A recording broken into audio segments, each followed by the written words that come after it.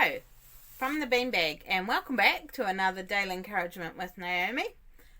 In today's video, I just want to share some thoughts I've had around the lead up to Christmas and in the waiting for Mary as she waited while she was pregnant with Jesus. Just want to share a little bit about that and what I've been thinking around that.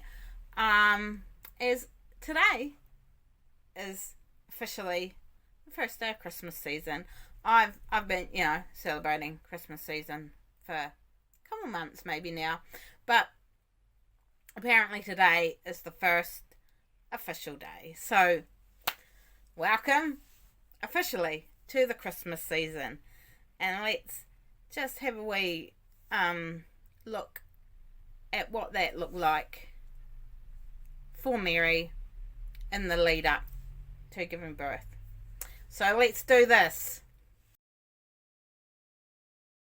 So I've been pondering lately what it meant for Mary in waiting for the arrival of Jesus, the Son of God, Saviour of the world, and all that kind of looked like and entailed for her. And I know there's a Christmas song, and it's one of my favourites, and it's called Mary, Did You Know? And it kind of goes through and says, do you know that the baby that you're holding will one day save the world, and just things like that, like asking Mary if she knew what Jesus would do in his life. And there's been some memes that have gone around Facebook and possibly other social media sites in the last couple of years, and with that, with the title of Mary, Did You Know? And then people are like, of course she knew. And I've been pondering that, and I don't know that she actually knew the whole entire plan for Jesus' life. So I don't know that she did know the entirety of what Jesus coming to earth, being born as a baby, growing up to go to the cross actually meant. These are just my thoughts. They're not founded in theology or anything. I did go back and just read over the Christmas story in Luke today, and just kind of looked at what that meant for Mary, from when she was told that she was going to give birth to the Son of God, and as it leads on through his birth and all that kind of stuff. So just looked at that and looked at it from a biblical perspective, which is a good place to go for pregnant ladies. Having never been pregnant myself, but having been around many people that have, and just been around them in that 9-month period of waiting, because there is a waiting period before, obviously before you give birth, and in that period of time, I do believe that I think particularly if it's your first child, or even your third or fourth, I think you go through a stage of making room for that baby, whether it's moving to a new house because you don't have enough room in your current house for the baby, or making a space in your bedroom for the baby, whatever that looks like, you make room for that baby to make sure that baby has got somewhere to sleep, has got somewhere to hang out and play, and you've got somewhere to change the baby and all those things. So you go through a process while you're pregnant of making room for that baby. And like within Mary's story, the angel came to her, told her that she was going to give birth to the Son of God. And I am just amazed at Mary's response. I don't know that if the angel of the Lord came to me and said that to me, that I would have responded the way she did. But she, in faith, responded and said, yes, I believe what you're saying and I agree with what you're saying, and I am, I'm on board with what you are saying to me. I think I would have had many questions. And my first one would have been, hang on a minute, I'm engaged to be married and I'm about to become an unmarried pregnant lady, and in the day when this all happened, that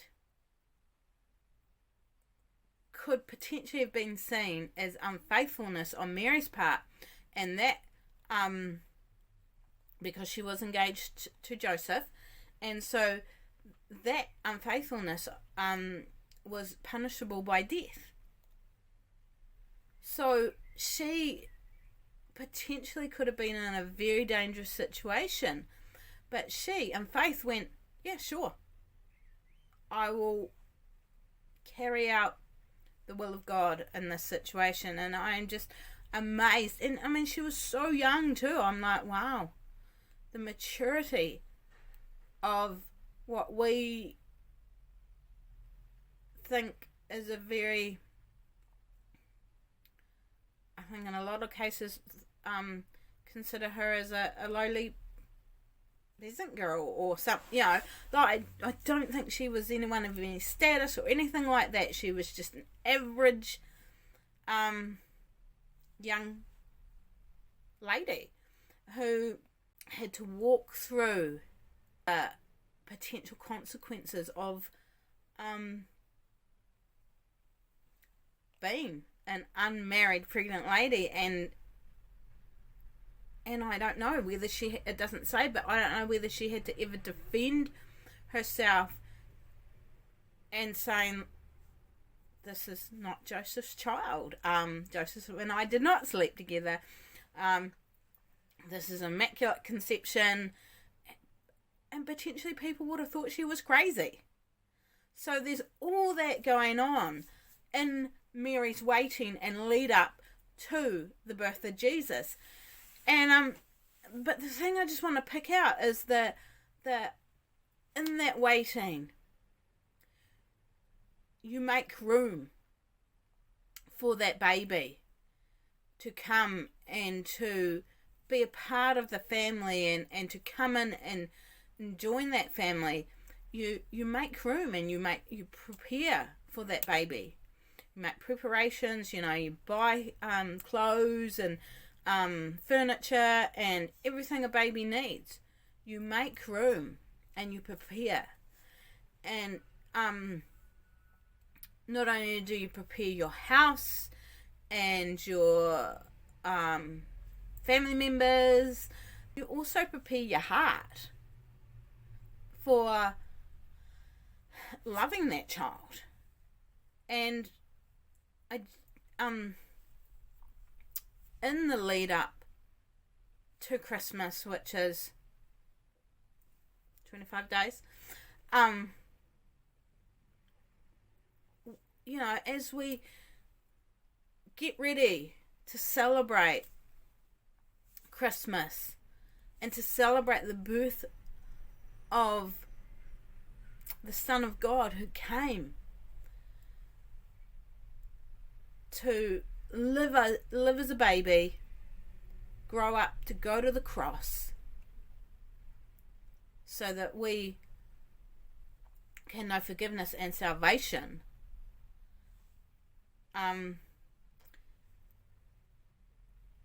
Let's prepare our hearts and make room for Jesus.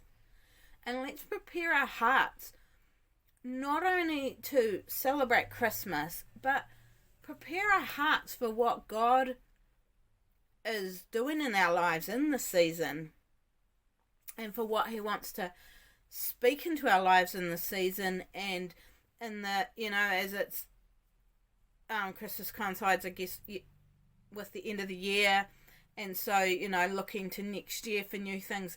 let's prepare our hearts for what God may be calling us into next year. And make room for Jesus to be Lord of our lives, and to speak to our hearts about what He is calling us into next year, and what maybe He's wanting us to lay down. As we come to the end of this year, there may be things that God is saying, the season for that is over. You need to lay it down, and I am giving you this to pick up for next year in this new season of your life. Let's not get so wrapped up in the joy and excitement of the season, and I guess the commercialism of it. Let's, in our hearts, make room and remember that it is all about Jesus, that He is the joy that came so that we may have life. If it wasn't for Jesus, none of us would be here. Regardless of whether you believe in Him or not, if it wasn't for Him going to the cross for our sins, to set us free and redeem us from death, we wouldn't be here. So let's rejoice in the true meaning of the season, and in the waiting, because it can be hard to wait. Nobody likes waiting. Everyone wants things done right now, and we live in a very instant society, don't we? So for a lot of people, there isn't a lot of waiting, but I believe God calls us to wait in certain seasons and certain situations. There's a verse that says, those that wait upon the Lord will renew their strength. So there is times of waiting in the Lord, and times of preparedness in that waiting. As we, in that waiting season, it may be waiting for the next thing that God is calling us to, for whatever that waiting season is for. In that waiting season, let's prepare our hearts for what we are going to give birth to in the spiritual. Because that's, I think, what the waiting that Mary did while she was pregnant kind of points towards, is that we, as children, sons and daughters of God, we give birth to things in the spiritual as God plants things within our hearts, and then they come to fruition, and we give birth to things in the spiritual. And so very much the same in the natural for somebody who is pregnant. You wait 9 months and then you give birth. There is a waiting in this season. I really feel that God is saying to me and to others, that's why I want to share it with you, is in the waiting. Let's prepare our hearts and let's make room for Him, so that we are constantly in communication with Him and with what He is doing in our lives. And as we make room for Jesus, not only in the season of Christmas, but in every season of our lives, the more room we make for Him, the more access to our hearts He has, and the more He can walk with us through inner healing, and the more beautiful we become from the inside out, because we've made room and allowed more space for Jesus in our lives as we declutter the rooms of our house, our heart, as we allow the decluttering and allow the things that are not of Him and that aren't helpful to us, as those things get moved out and there is more space for Jesus to occupy in our hearts, we become more beautiful people. And there is an absolute beauty in the waiting. In that time of waiting, no matter how long it is, I know pregnancy is 9 months, sometimes our waiting season is shorter, sometimes it's longer. But in the beauty of waiting, let us make room and let us journey with God in that waiting season as He prepares our hearts, and as we allow Him in to prepare our hearts for what He is calling us into. So yeah, I just encourage you in this season, make room for God and prepare our hearts in the waiting for what He is doing next. As we wait on Him,